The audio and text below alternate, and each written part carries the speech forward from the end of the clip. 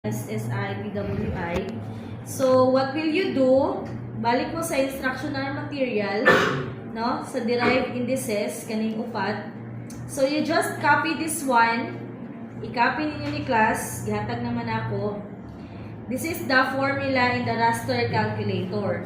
And then, go to your search box, search raster calculator. And then, nasa sa spatial analyst, kani siya. And then, paste it. Upon pasting it, imuhang ilisdan ang kaning LN. So, pangitaon ni may imuhang flow accumulation. Dapat na nakay flow accumulation yung data. And then, ang imuhang slope. Okay. And then, pwede nato ni siya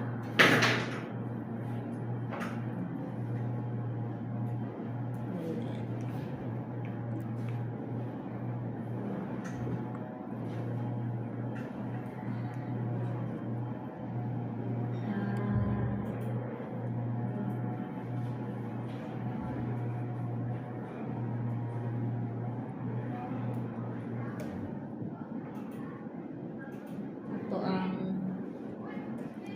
PWI.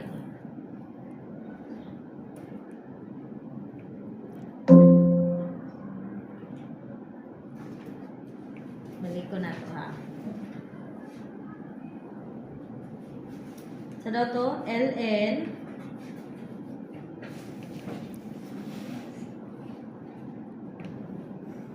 flow accumulation over tan slope.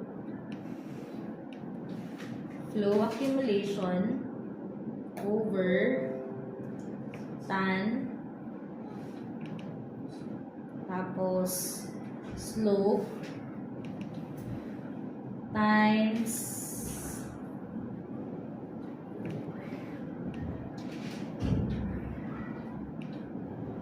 para radians ang inyong slope.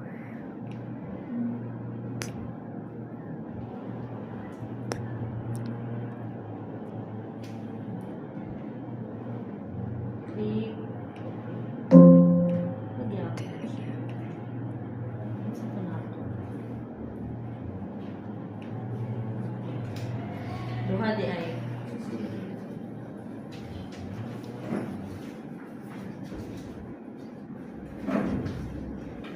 Then mugawas ang inyong